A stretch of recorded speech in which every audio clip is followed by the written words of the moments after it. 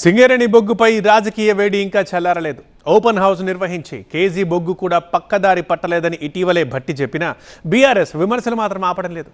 మరోసారి కొత్తగూడెంలో సింగరేణిపై power point ప్రెజెంటేషన్తో మాటల తూటాలు పేల్చారు హరీష్ రావు.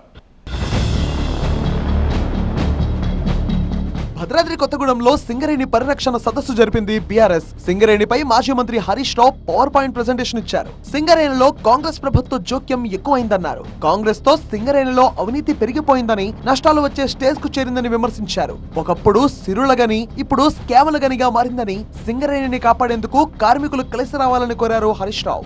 బీఆర్ఎస్ హయాంలో సింగరేణి వేల కోట్ల ఫిక్స్డ్ డిపాజిట్లుండే, కానీ ఇవాళ 4,300 కోట్ల ఓడికి చేరుకున్నది. మీరు కార్మికులకు తెలిసే ఉంటది, సింగరేణికి ఒక గొప్పదనం ఉండేది.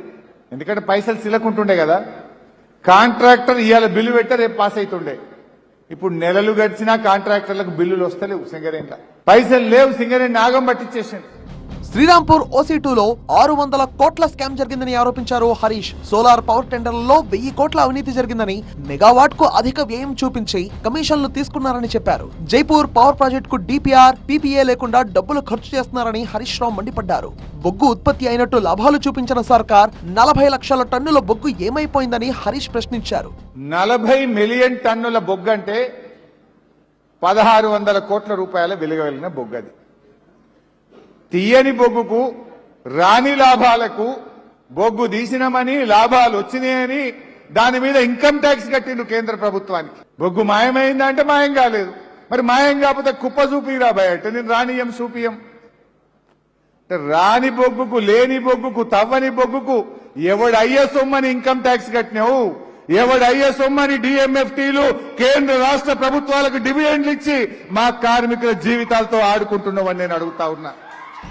బీఆర్ఎస్ విమర్శలతో ఈ నెల 14వ తేదీన మంచిర్యాల జిల్లాలో పర్యటించి ఓపెన్ కాస్ట్లను పరిశీలించిన డిప్యూటీ సీఎం భట్టి విక్రమార్క సింగరేణి కార్మికులు, అధికారులతో ఓపెన్ హౌస్ కార్యక్రమం నిర్వహించారు. గత పాలకులే సింగరేణి దోపిడీ చేద్దామనుకున్నారని, అక్రమార్కుల చేతిలో సింగరేణి పడనీయమని చెప్పారు. 1 కేజీ బొగ్గు కూడా బయటకు పోయే పరిస్థితి లేదని, అంతా పక్కా నిఘాతో సింగరేణి వ్యవస్థ ఉందన్నారు భట్టి. సింగరేణి అత్యంత పారదర్శకంగా, ట్రాన్స్పరెంట్ గా పనిచేపించడం కాదు, ఇది ప్రజల ఆస్తి, తెలంగాణ ఆస్తి. ఈ వనరులు, ఈ వ్యవస్థ, ఈ శక్తి అంతా ప్రజలకు ఎక్కింది. ఈ రాష్ట్ర ప్రజలది. ఇది అట్లాగే ఉంటుంది. దోపిడీదారులను కానీ, తేగలను కానీ ఇటు కన్నెత్తి కూడా చూడలేదు. మీ రాజకీయ అవసరాలు దీనిపైన వాడుకుందామంటే కూడా ఉపేక్షించదు.